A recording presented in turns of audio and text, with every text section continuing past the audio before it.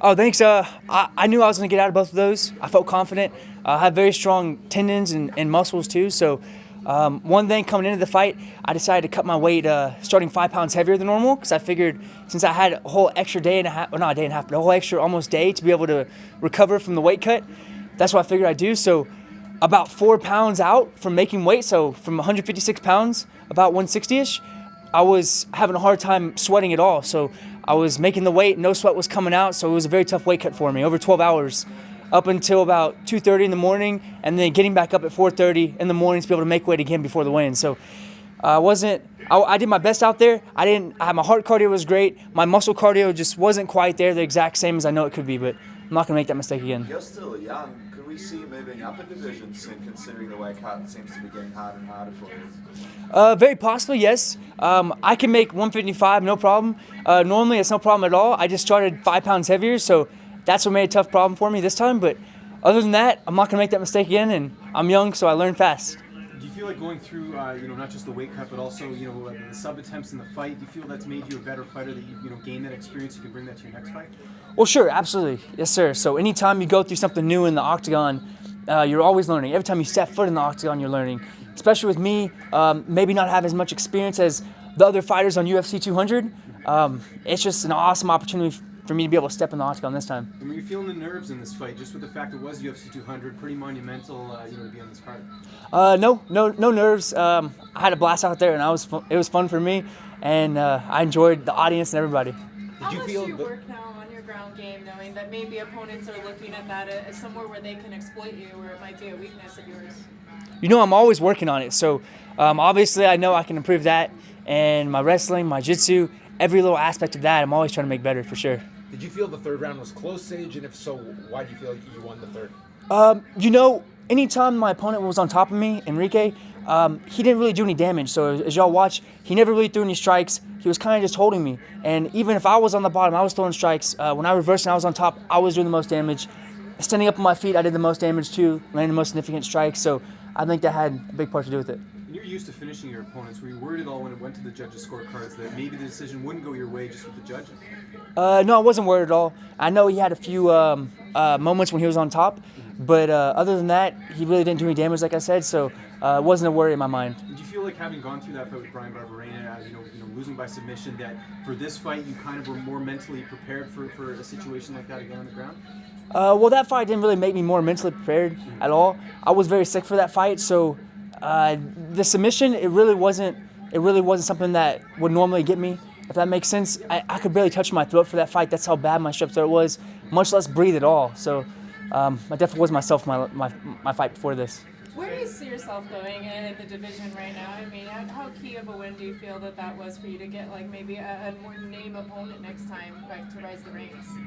Well, not just me, but with anyone, you always want to work your way up. So that's obviously what I want to do, one fight at a time. So I'm not looking ahead saying, hey, I want to fight right now for the title. I want to fight top 10.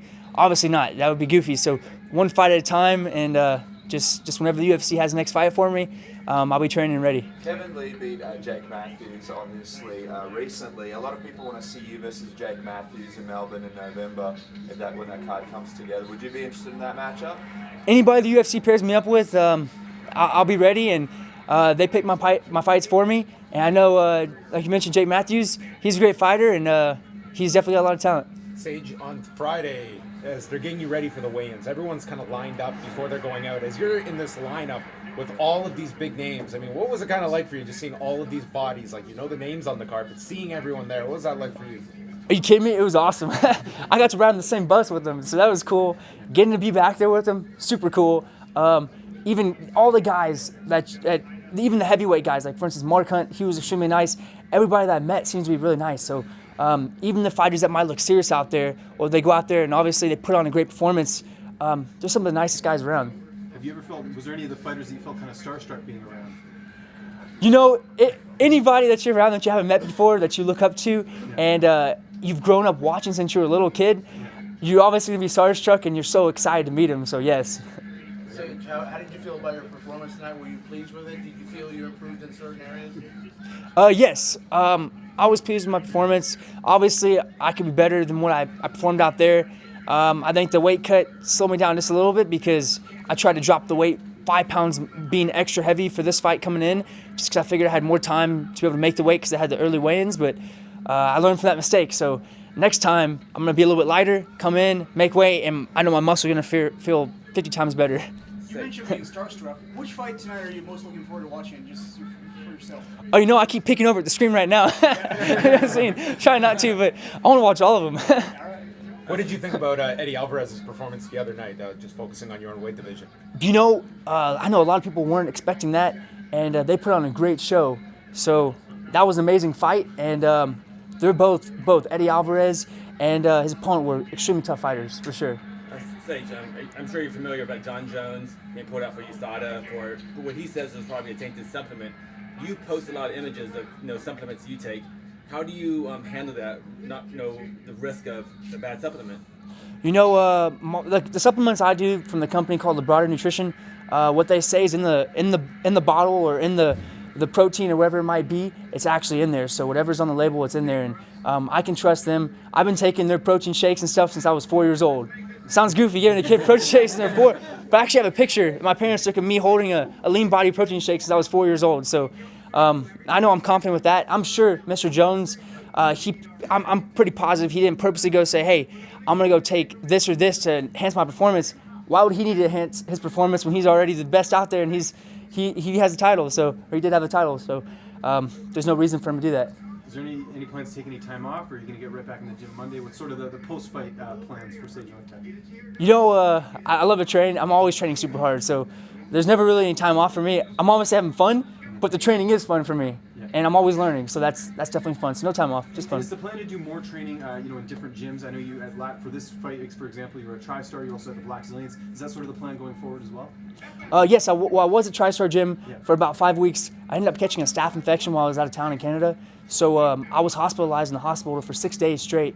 And they had IVs pumping in me to try to kill. I had MRSA staph. So you can imagine every 2 hours or so, the staph infection went from this big to a quarter, then a $50. It kept getting bigger and bigger and spreading.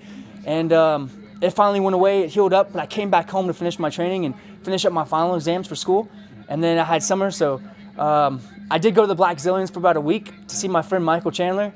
And he's an awesome guy, awesome fighter. He just won the title too, and I had a blast up there. So you're just gonna stay away from Canada then, because you don't want to get staph infection? No, that's not it. That was just a weird thing. Your game gets a lot of promotional push, right?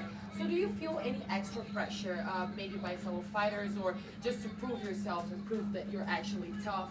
Do you have that? Is that something that goes through your head when you're fighting? Not any extra pressure. Proving yourself, I think it's not just me, but I mean, even the people that have the title, they have to prove themselves by going. I mean, they already have proved themselves, but they go out there to prove why they should keep the title, how they can keep the title. So I think every fighter out there has proven themselves every single day. Back to that staph infection, that seems kind of serious. You kind of just laughed about it, but you're in the hospital, right? I mean, yes. How serious? Was this life-threatening or pulling out the fight? Or I heard MRSA staph is definitely life-threatening. The way it started increasing so fast, it was very scary. The doctors gave me vancomycin, which was the IV they gave me, and a few other IVs too, and it was definitely scary. The first 2 days when they were giving me the IVs, it kept spreading and spreading, so they weren't sure. I was blessed I didn't have to get anything cut out of my arm. I was obviously praying that I wouldn't have to, because that would be scary, getting a chunk out of your arm. And but they tested it and ended up healing up completely. And obviously I had a lot of people supporting me and praying for me, and it's all healed up. There's not even a mark on me. So you feel like this next fight, we're going to see the best Sage Northcutt, because last fight you had issues, health issues. This fight you had health issues. Hopefully fight after no health issues. Right, definitely. I think every fight coming up, the next fight, I'm always trying to be my best. So I think next fight will be better, the next fight will be better, and just always improving. Is there any motivation for Barberina rematch? Absolutely, sure. Whoever the UFC gives me, if they want to do a rematch, I'll be glad to do that. If it's 155, if it's 170, sure.